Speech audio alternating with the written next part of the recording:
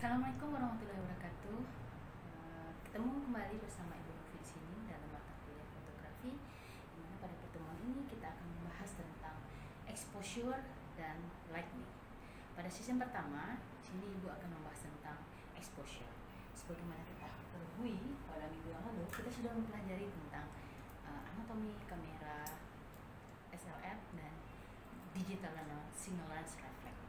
Nah, ini adalah kamera single reflex yang sudah kita bahas minggu lalu. Nah, bagaimana kita bisa menjadi seorang pemotret atau fotografer yang memiliki keahlian yang berbeda dengan orang yang biasa adalah kita menguasai yang namanya exposure. Selain hal-hal yang perlu kita bahas sebelumnya sudah dibahas, exposure itu adalah bisa dikatakan 3 kunci utama atau sebuah rumus dalam pembuatan sebuah foto yang memang memiliki kualitas yang bisa dikatakan baik. Nah, dalam exposure itu ada 3 aspek yang perlu kita bahas di sana. Yang pertama adalah aperturnya, di mana apertur itu terdapat di lensa kamera. Apabila Anda semua membuka kamera, maka lensanya itu akan didapatkan ada satu rana-rana jendela-jendela yang bisa digunakan yang mengatur besaran muka lensa sehingga bisa mengatur besar kecilnya cahaya masuk ke dalam lensa yang nanti akan diterima oleh sensor. Nah, sebelum itu nantinya tentu akan diproses melalui yang namanya shutter speed. Jadi ibaratkan kaki berjalan, kalau seandainya kaki sudah mau berjalan, maka kaki kanan harus menyeimbangkannya. Nah, di sini ISO itu berperan sebagai penyimbang dari shutter speed, karena penyimbang dari apertur. Kenapa? Karena dalam shutter speed juga kita akan mengenal bagaimana sebuah kecepatan sebuah kamera itu menangkap cahaya yang dibuka oleh shutter speed. Jadi kalau matanya sudah dibuka, maka bagaimana otak bisa mencerna, itulah yang disebut shutter speed. Jadi semakin besar angka shutter speednya, maka itu juga digunakan apabila cahaya yang masuk itu semakin besar. Nah, apabila cahaya yang masuk melalui lensa itu kecil, maka yang kita gunakan adalah shutter speed yang kecil pula. Nah, dari kedua tindakan itu sangat dipengaruhi juga dengan daya rekam. Daya rekam terhadap sebuah kamera yang dinamakan dengan ISO. Nah, ISO ini adalah kualitas dari sebuah memori penyimpanan yang terdapat di dalam lensa kamera itu sendiri yang nanti akan mempengaruhi bagaimana sebuah kamera itu bisa diatur ISO-nya sehingga nanti bisa menyimbangkan, menghindari, mengurangi yang sifatnya noise. Nah, ISO itu ada berbagai macam. Kita bahas satu-satu.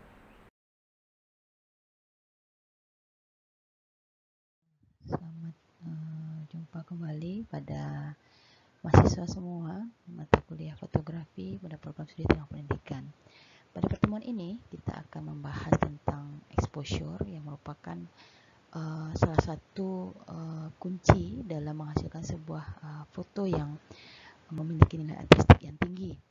Ya, bukan sekedar memotret biasa, karena pada dasarnya semua orang bisa memoto, apalagi dengan dengan kemampuan kamera Android. Bahkan anak-anak usia 2 tahun ke atas itu sudah bisa mengambil foto.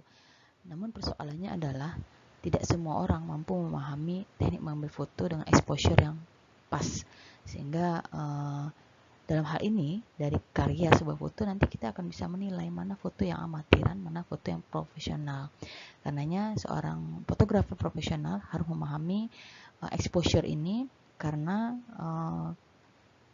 hasil yang akan didapat dari sebuah foto menggunakan exposure yang tepat tentu akan lebih jauh bernilai dari sisi artistik, dari sisi pesan, dan juga dari sisi nilai jual dari sebuah foto. Baik, anak-anak semua, kita coba memaparkan satu persatu materi-materi ini. Selamat mengikuti bagaimana kita memahami konsep pencahayaan.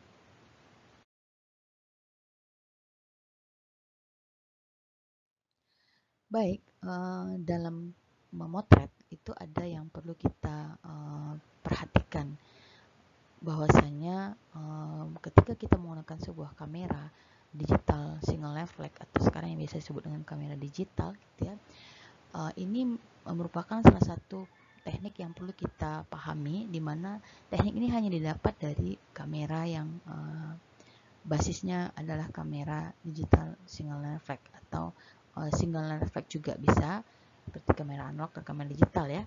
Tapi bedanya dengan kamera Android adalah tidak semua kamera Android memiliki pengaturan mode untuk kamera profesional seperti ini. Kunci dasar dari sebuah exposure itu adalah 3 konsep dasarnya yang dinamakan dengan exposure triangle. Nah, exposure triangle ini adalah 3 aspek yang perlu dipahami. Yang pertama itu tentang aperture, shutter speed, dan ISO. Nah, di sini kita pada slide ini Anda akan lihat di sini masing-masing itu memiliki posisi yang berbeda, di mana aperture di poin kanan gitu ya, lalu shutter speed di poin kiri, dan ISO di atas. Kenapa Ibu katakan begini? Karena sebaik apapun pengaturan sebuah aperture dan shutter speed tapi ISO-nya tidak pas, maka juga akan menghasilkan gambar yang tidak menarik. Nah, karenanya begitu pula dengan ISO yang sudah kita standarkan tinggi ya. Karena kita ingin memotret benda bergerak cepat, tapi ternyata aperture dan shutter speed-nya tidak kokoh, maka gambar yang dihasilkan pun tidak akan baik hasilnya. Kita akan coba bahas satu persatu tentang makna dari ketiga komponen utama dari sebuah foto, teknik memotret itu yang biasa disebut dengan exposure ini.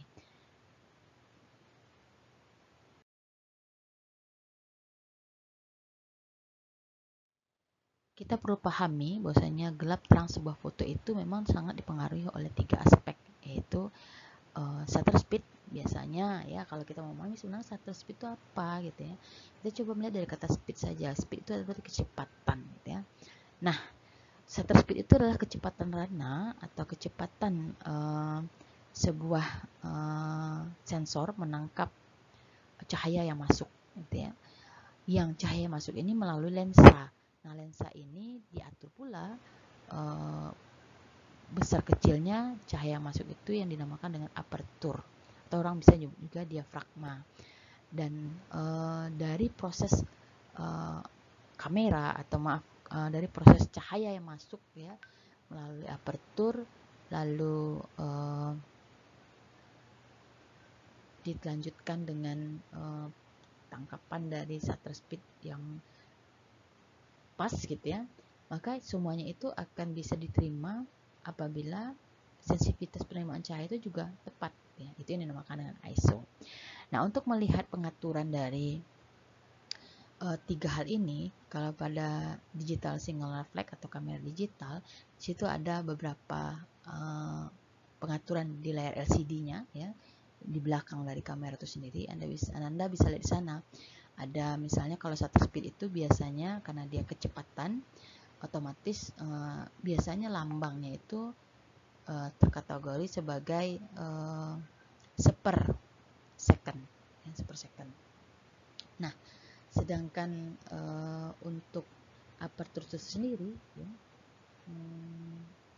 biasanya dilambangkan dengan huruf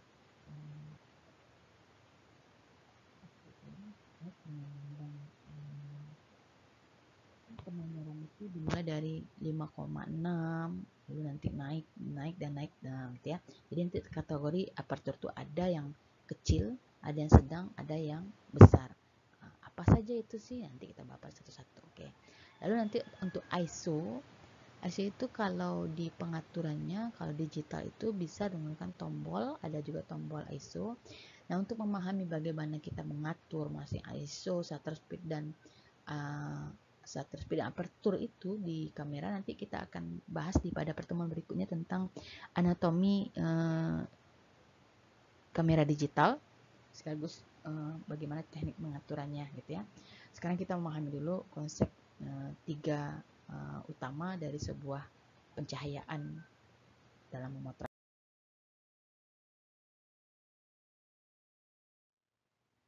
Baik, sekarang silahkan Anda perhatikan tampilan slide ini gitu ya. Sini ada petunjuk dan fungsi besaran diafragma. Seperti yang Bu katakan tadi, kalau untuk diafragma atau apertur ya, jadi jangan bingung. Kadang-kadang Ibu nyebutnya diafragma itu ya apertur. Itu cuma istilah dua makna, dua kata yang istilahnya sama gitu ya. Bukaan lensa itu ada 3 levelnya, besar, sedang, dan kecil. Cara memahami bukaan lensa ini sama seperti kita memahami rumus pecahan pada matematika gitu ya. Kalau pecahannya itu 1 banding angka besar, berarti otomatis nilai dapatnya itu kecil gitu ya. Kalau 1 itu dibagi dengan angka yang cukup kecil gitu ya, otomatis kita dapat poinnya besar gitu ya. Misal ya, 1 potong kue dibagi 4, maka kita akan dapat 1/4 dari kue itu. Besar kan kalau kita makan, kenyang gitu ya. Nah, kalau seandainya 1 potong kue itu kita bagi 32 potongan atau 16 potongan, kira-kira sebesar apa itu? Nah, seperti juga kita menghafal sebuah bukaan lensa. Ketika kita mengatur bukaan lensa itu dengan angka yang kecil, otomatis bukaan lensa itu akan besar. Ya, bukaan lensa itu akan besar. Nah, mungkin akan bingung, Anda akan bingung, ini maksud Ibu apa sih? Nah, jadi cara memahami diafragma atau apertur itu, apertur dan diafragma pengaturannya di lensa. Oke, apertur dan diafragma itu pengaturannya di lensa. Jadi pada lensa itu nanti akan ada penomoran-penomoran gitu ya, yang mulai dari angka 1/1/4 sampai 1/32 itu pengaturannya bisa di lensa, bukan di bodi kamera gitu ya. Nah, di lensa itu nanti kalau seandainya angkanya kecil, otomatis bukanya besar.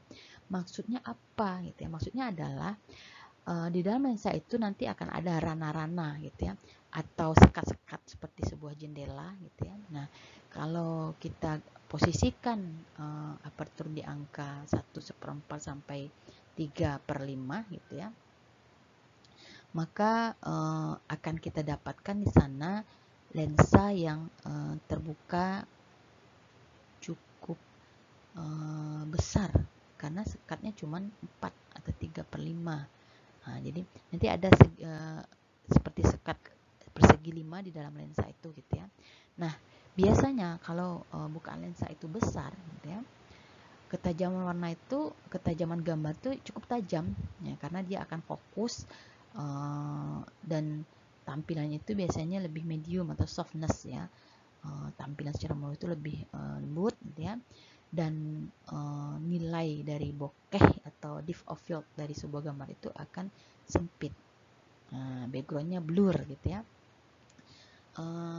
Jadi kalau kita ingin mengambil foto untuk potret atau personal potret yang sifatnya foto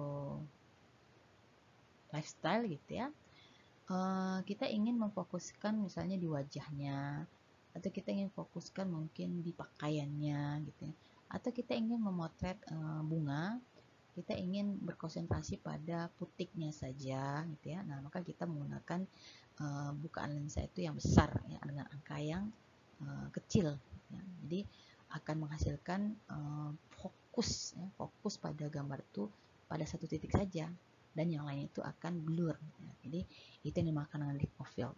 Selanjutnya kalau bukaan lensa itu sedang, yaitu 4, 5,6 sampai 11, biasanya ketajamannya terkategori tajam gitu ya. Kalau yang besar bukaan lensanya biasanya dia cukup tajam, sedangkan kalau sedang cukup bukaan lensanya ya, maka kualitas gambar itu akan tajam. Kelembutannya agak rendah gitu ya, karena sudah mulai keras garis potongan garis-garis pada gambar tersebut gitu ya. Lalu depth of field-nya itu biasa. Nah, biasa maksudnya tidak begitu jelas pada satu fokus yang tajam, yang lainnya memblur, tidak. Tapi kalau dalam bukaan lensa sedang ini biasanya gambarnya itu akan tidak begitu tajam pembeda antara satu ruang sempitnya dengan ruang yang luasnya itu. Biasanya digunakan untuk fotografi yang umum ya, general fotografi atau arsitektur gitu ya. Bisa kita lihat misalnya ada orang yang memotret tentang bangunan gitu ya, dia ingin mengambil keseluruhan gambar bangunan itu tapi tidak dengan backgroundnya. Nah, background di bangunan itu, maka biasanya menggunakan bukaan lensa yang sedang. Selanjutnya pada bukaan lensa yang kecil dengan angka pengaturan lensa itu besar. Nah, ini misalnya f16, f22, f32 gitu ya. Nah, biasanya ketajaman itu kurang tajam gitu ya, karena semuanya bisa tercover, bisa tertangkap dengan baik, tapi tidak bisa terfokus pada satu objek saja, karena depth of field itu lebar. Artinya begini, misalnya kita melihat foto landscape atau foto pemandangan gitu ya. Di foto pemandangan itu kan tidak ada yang blur, tidak ada yang tajam gitu, semuanya sama aja. Nah, itu contohnya. Jadi ini adalah contoh pengelolaan atau penggunaan sebuah lensa dengan sistem yang dinamakan diafragma. Jadi Anda semua harus lebih sering memahami ini seperti kita memahami ilmu pecahan pada matematika gitu ya. Jadi kata kuncinya besar angkanya, kecillah bukaan lensanya. Kecil angkanya, maka besarlah bukaan lensanya. Kalau besar bukaan lensanya, berarti gambarnya bisa tajam tapi di off field-nya sempit. Sedangkan kalau besar angkanya, kecil bukaan lensanya, di off field-nya nggak ada. Jadi itu cara memahami diafragma. Dan ini memang harus terekam dalam pikiran kita, kuat, karena ketika kita berada di lapangan, lalu kita mengambil objek gitu ya, tapi kita ke lapangan itu sudah tahu objek apa mau kita ambil, apakah ini landscape, portrait, atau arsitektur, atau general fotografi, foto biasa gitu ya, maka kita langsung bisa mengatur lensa sejak awal. Ini yang penting pahami. Kita harus paham dulu objek yang mau kita ambil itu apa, itu dulu.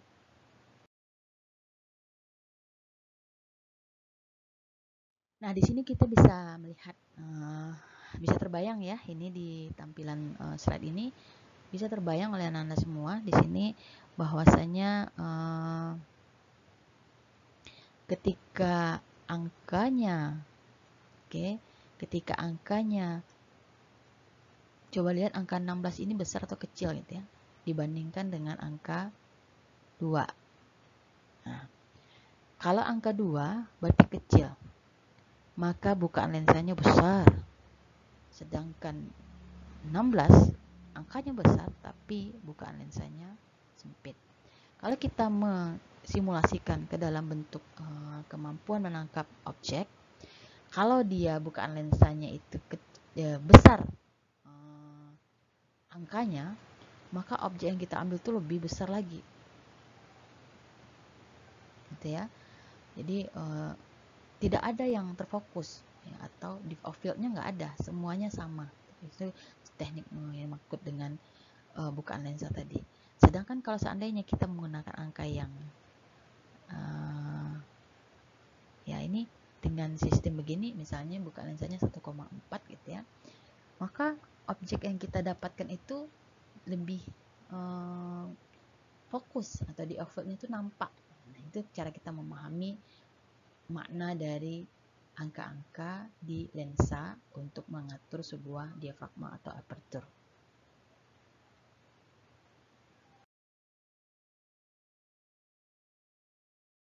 Sekarang kita coba memahami. Ya, perhatikan ini ada di dalam slide-nya ada under, ada correct, ada over. Oke, correct ini adalah teknik memotret yang benar. Kenapa dikatakan benar? Maksudnya di sini foto yang diambil dalam posisi siang hari, tapi ketika dia menggunakan aperture dengan angka yang kecil, dengan aperture angka yang besar, otomatis bukaan lensanya kecil, maka akan terkesan bahwasanya foto itu gelap. Berbalik dengan masalah kalau seandainya angka yang digunakan itu adalah angka kecil, artinya bukaan lensanya itu besar, otomatis warna akan terlalu terang atau over. Nah, nanti akan ada dibahas di slide berikutnya tentang under dan over ini ya. Makanya kita perlu memahami dulu apa yang dimaksud dengan aperture. Nah, aperture itu adalah bukaan lensa di mana cahaya masuk. Bila bukaan besar, akan banyak cahaya yang masuk dibandingkan dengan bukaan kecil. Selain merupakan salah satu cara mengendalikan cahaya masuk, bukaan digunakan juga untuk mengendalikan depth of field atau fokus pada satu titik. Nah, ini adalah contoh potret untuk landscape ya.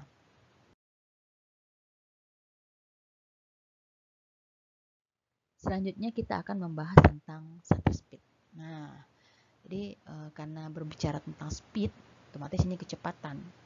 Nah, kecepatan dimaksud dengan kamera di sini ada dengan di fotografi ini adalah kecepatan sebuah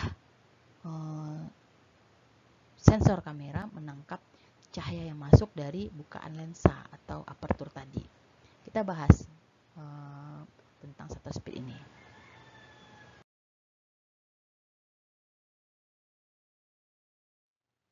Oke, jadi pada shutter speed di kamera digital itu seperti yang Bu katakan di awal tadi, sama seperti kita hitungannya adalah per second atau per detik gitu ya. Semakin cepat atau lamanya sebuah rana atau shutter speed menangkap cahaya, itu sangat tergantung pada pemilihan angka atau pengaturan angka pada shutter speed itu sendiri. Yang biasanya kalau di kamera digital itu bisa secara touchscreen atau ada pengaturan menggunakan tombol tertentu. Nanti itu akan kita coba praktekkan ketika kita membahas tentang anatomi kamera.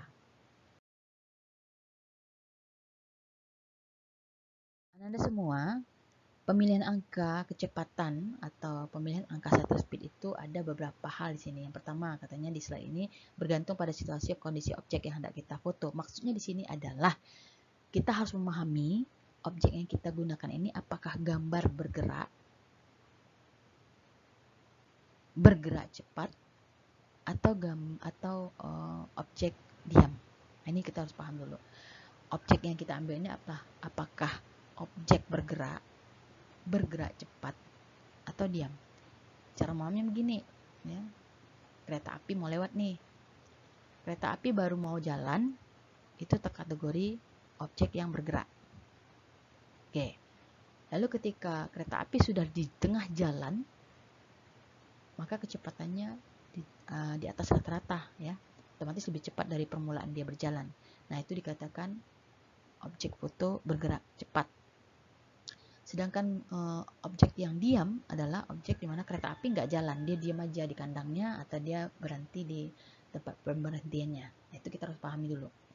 Yang kedua, untuk menangkap atau membukakan objek yang bergerak, nah, kita perlu memiliki kecepatan di atas rata-rata, biasanya 500 ke atas ya. Sebaliknya, kalau kita hendak mengambil foto bergerak saja, seperti tadi kereta apinya baru mulai jalan, maka kita mencoba kecepatan yang berada di posisi 30 ke bawah.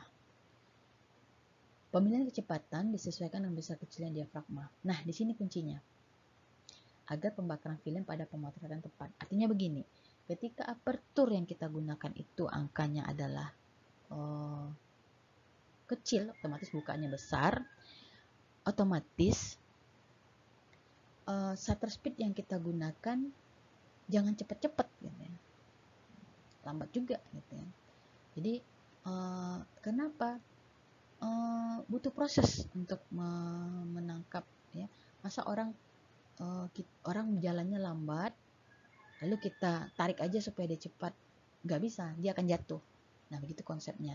Jadi ketika ada gambar yang masuk melalui lensa itu lambat karena bukaan lensanya besar gitu ya, maka shutter speed yang kita gunakan juga perlu kita atur. Nah, bagaimana cara mengatur shutter speed ini? Coba kita lihat pada slide berikutnya.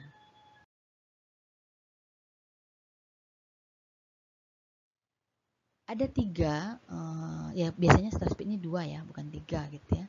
Tapi ini contoh di gambar ini ada 3 ya, 3 pengaturan. Ada yang sifatnya ketika ada orang bergerak cepat, lalu kita memotret, tapi ketika hasil potret itu tidak menunjukkan mereka bergerak. Gerakannya itu cuma nampak tapi tidak nampak proses gerakannya itu. Artinya backgroundnya itu tidak nampak. Nah, itu di gambar pertama ini. Itu dinamakan dengan membeku atau freeze.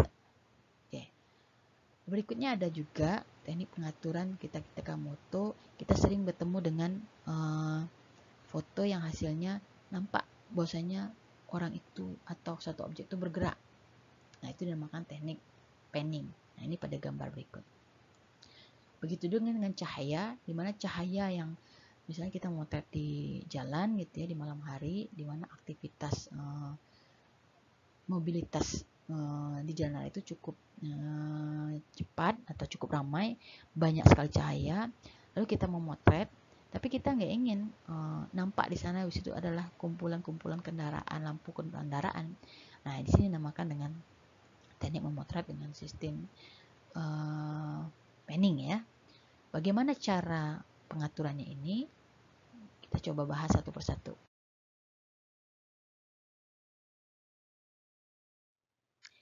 Shutter speed atau kecepatan lana adalah durasi kamera membuka sensor untuk menyerap cahaya.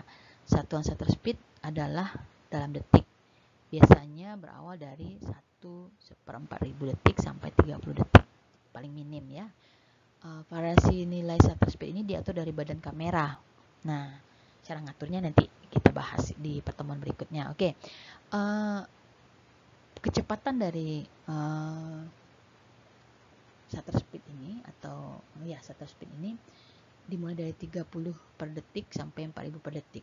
Kalau seandainya kita ingin memotret yang seperti foto pertama itu di mana orangnya bergerak meloncat tapi tidak nampak gerakannya, maka kita akan mencoba menggunakan shutter speed di angka yang cukup tinggi.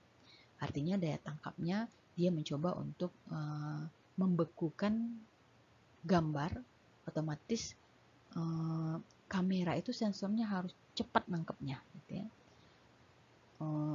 Sama dengan kayak kita mau ujian gitu ya, ujiannya ujian visual ya. Seberapa cepat kita menangkap makna sebuah visual lalu mendeskripsikan dalam otak itu tergantung pada kecepatan mata kita.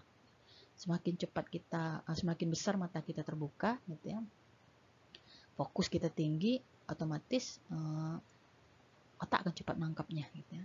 Tapi kalau kita setengah mengantuk gitu ya, lalu ditambah pula dengan pencahayaan mendukung sehingga menambah kantuk, nah biasanya sensor di dalam otak kita itu juga akan lambat. Nah, itu sistemnya. Jadi pengaturannya itu keseimbangan antara shutter speed dan aperture itu, kalau aperturnya luber cahaya atau terbuka besar, otomatis pendukung dari shutter speed itu di bawah angka kecil gitu ya, pengaturannya di angka yang kecil. Oke.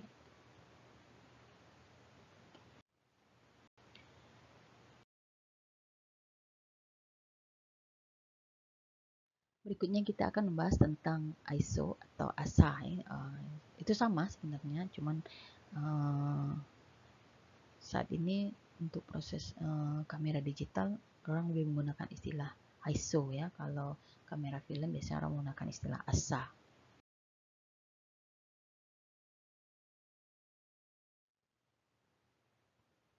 ISO itu adalah sensitivitas sensor. Makin tinggi ISO, maka semakin sedikit cahaya yang dibutuhkan untuk mencapai brightness tertentu. Nah, menaikkan ISO bisa diibaratkan memasukkan bebatuan ke dalam ember sehingga jumlah air yang dibutuhkan semakin sedikit. Satuan ISO adalah angka ISO. Faktor penggali satu stop adalah 2 kali, di mana ISO 800 akan satu aperture lebih terang daripada ISO 400. Jadi gini, kalau kita menggunakan ISO yang tinggi, ya, sensitivitas sensor itu juga akan semakin besar. Artinya gini, sensitivitas sensor itu adalah sensitivitas sebuah kamera itu yang sangat mempengaruhi gambar itu nanti akan fokus atau tidak. Artinya gini, semakin tinggi angka ISO-nya, maka kamera itu semakin sensitif dengan gerakan. Bahkan gerakan angin pun akan terasa sehingga membuat dia menjadi goyang atau tidak fokus gambar tersebut. Di ISO ini sangat mempengaruhi juga ya. Sudah bagus aperture kita atur, sudah bagus shutter speed kita atur, ternyata ISO-nya nggak pas, maka yang digambarkan yang maka menghasilkan gambar yang tidak fokus ya.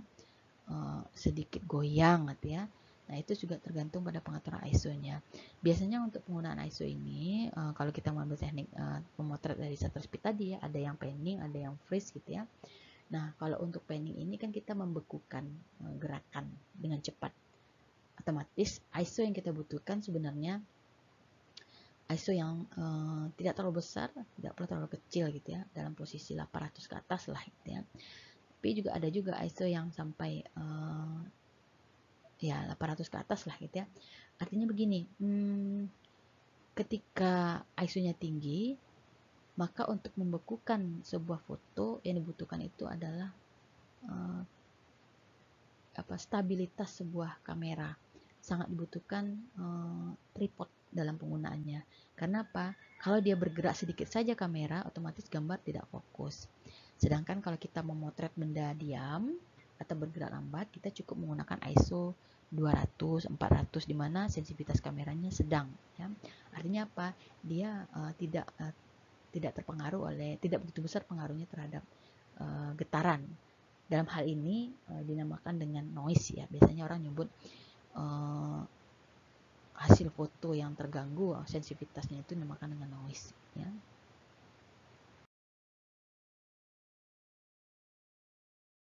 Baik, ISO ini berhubungan ya seperti katakan tadi, dia berhubungan noise dan tingkat kehalusan foto gitu ya.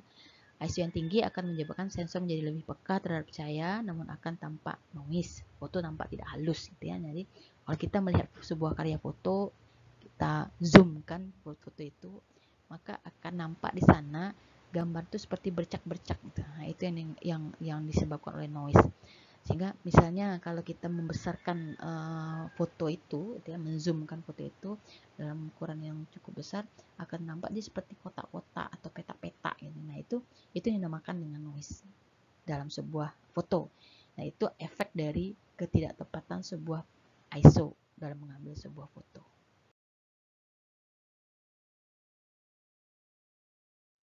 Kita harus memahami dulu hukum pencahayaan di sini ya. Biasanya hukum pencahayaan ini kita gunakan ISO tadi standarnya adalah 200-400. Kalau kita ingin mengambil foto dengan bergerak cepat, maka di atas 400, bisa 600, bisa 800. Sekarang kalau kita memahami hukum pencahayaan di sini, ada dua yang perlu kita pahami, yaitu diafragma dan shutter speed. Bila diafragma dikecilkan, kecepatan harus dilambatkan. Oke, diafragma angkanya kecil, diafragma dikecilkan berarti angkanya besar ya, bisa 36, bisa 16 gitu ya. Kecepatannya harus dilambatkan 30 per detik ya, paling kecil itu. Bila diafragma dibesarkan, artinya di sini bukaan lensanya angkanya berada di posisi kecil. Nah, misalnya 1,4, 5,6 ya, dan ya batasnya 11 gitu ya. Kecepatannya harus dipercepat. Sama kayak orang mau masuk lift gitu ya. Kalau buka pintu lift itu besar, biasanya orang lambat tuh masuknya. Cik, banyak orang bisa masuk kan. Nah, tapi ketika lift itu mulai menutup, maka orang bergegas masuk. Nah, itu istilahnya kalau membayangkan hukum pencahayaan pada kamera gitu ya. Jadi kalau buka pintu lift itu besar, nggak apa-apa lambat-lambat, karena masih lama nutupnya gitu ya. Bisa masuk beberapa orang gitu ya. Tapi kalau dia sudah mulai bergerak menutup, maka yang orang yang akan masuk ini harus lebih cepat, kalau nggak gitu terjepit. Nah, dan dia nggak bisa masuk ke dalam lift. Nah, itu cara memahami hukum pencahayaan pada kamera.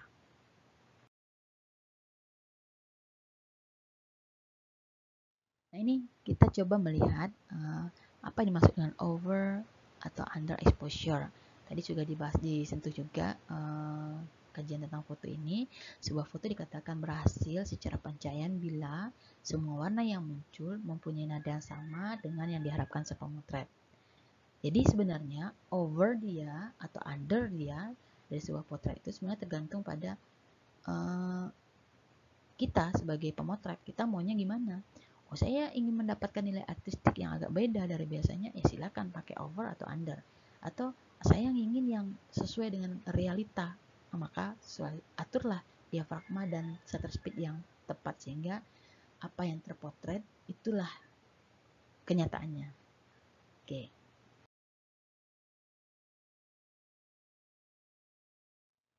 Selanjutnya kita akan membahas tentang overexposure. Sering melihat kita ya sebuah karya foto yang tiba-tiba kok putih sekali ya, nggak enak dilihat gitu ya. Nah ini dinamakan dengan overexpose, yang artinya gambar atau foto itu mengalami pencahayaan yang berlebihan. Biasa ini pengaruh dari aperture bukaan besar gitu ya. Bukan besar tapi angkanya kecil gitu ya.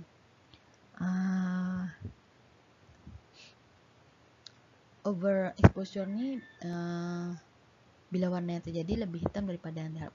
Biasanya gambar yang akan dihasilkan itu akan lebih terang dari biasanya. Oke. Tapi ini apakah satu kegagalan dalam memotret? Tentu tidak. Nah, itu yang dikatakan tadi, sebenarnya sebuah hasil foto itu tergantung pada pemotret. Ya, bukan skill ya, tapi nilai yang diharapkan si pemotret. Ya. Kalau dikatakan foto yang tampil pada slide ini jelek, tentu tidak juga. Kalau kita lihat dari nilai artistik cukup menarik karena pesan yang disampaikan terkesan samar, tapi ini memiliki nilai artistik. Tapi kalau di satu sisi, kalau ini kita gunakan untuk pas foto, misalnya kita ngambil pas foto, kita mengambil dengan cahaya yang berlebihan, otomatis muka orang bukan lagi putih, ya bukan lagi terang, tapi putih berlebihan dan mungkin tidak ada orang dalam pas foto itu. Itu yang kita harus hindari. Selanjutnya, yang dimaksud dengan underexposure itu apabila sebuah foto atau film yang dihasilkan itu lebih bening daripada yang diharapkan. Foto under biasanya dia kekurangan cahaya, gelap, gitu ya, gelap.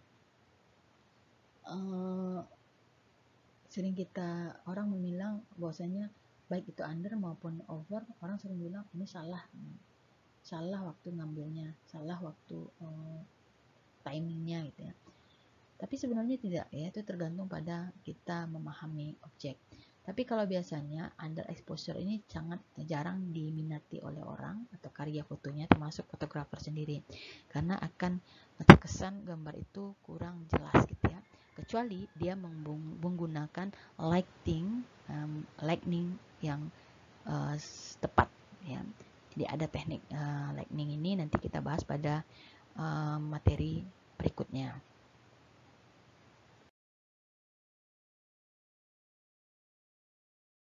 Oke, Anda semua. Selanjutnya kita akan membahas tentang depth of field. Depth of field ini adalah ukuran seberapa jauh bidang fokus dalam foto gitu ya. Ketajaman pada sebuah foto. Ini contohnya kita coba melihat beberapa contoh foto gitu ya.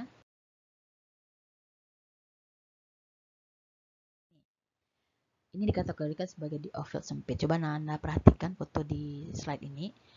Dari semua tampilan itu dia terfokus pada satu titik saja. Apa itu? Yaitu pada gambar bagian tengah ya, atau bagian dari sayap kupu-kupu ini, sementara yang lainnya menjadi blur.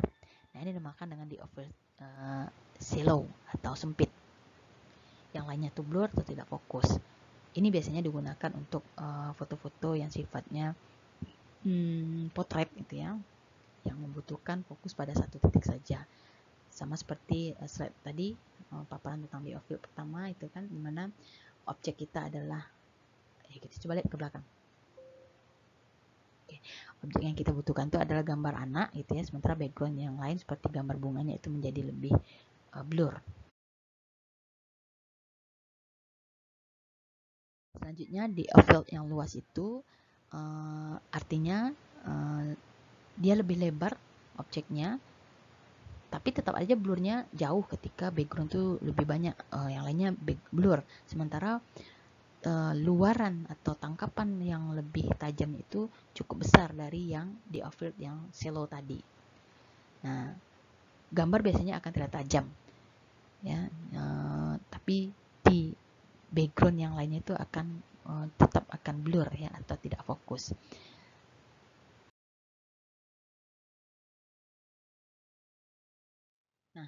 Jadi untuk pengaturan div of field ini itu tergantung pada jenis portrait atau jenis foto yang ingin kita gunakan. Ketika kita ingin mengambil kesan nilai artistik, kita akan mencoba menggunakan div of field yang sempit, misalnya. Div of field yang sempit, otomatis gimana cara pengaturannya? Maka pengaturan aperturnya pastilah angkanya kecil, bukannya besar. Itu yang harus diperhatikan ya. Kita coba menyimpulkan. Shutter speed yang lama akan memungkinkan objek atau kamera bergerak selama cahaya mengenai sensor, sehingga foto menjadi lebih blur, sebagian atau sepenuhnya. Apertur yang besar atau angka apertur yang kecil akan menghasilkan div of field ruang tajam yang sempit, sehingga benda-benda yang berjarak tidak terlalu jauh dari fokus benda. ISO yang tinggi berarti sensornya semakin sensitif ya, dan efeknya menimbulkan noise pada gambar. Oke, Anda semua, jadi disinilah yang perlu kita pahami tentang exposure, bahwasanya dalam memotret itu memang kita harus memahami ya bagaimana cara mengatur sebuah lensa. Aperture itu adanya pada lensa, sedangkan shutter speed adanya pada body kamera, ISO itu adanya pada body kamera. Jadi kalau Anda bertanya, ini apa, ini di mana? Maka di situ yang kita pahami. Ketika kita menggunakan apertur dengan bukaan yang besar, maka shutter speed yang kita gunakan juga harus lebih besar atau kecil? Lebih kecil. Karena ada kesempatan cahaya itulah masuknya lebih lambat, otomatis daya tangkap atau kecepatan dari sebuah sensor memori itu juga harus lebih lambat sehingga seimbang ya.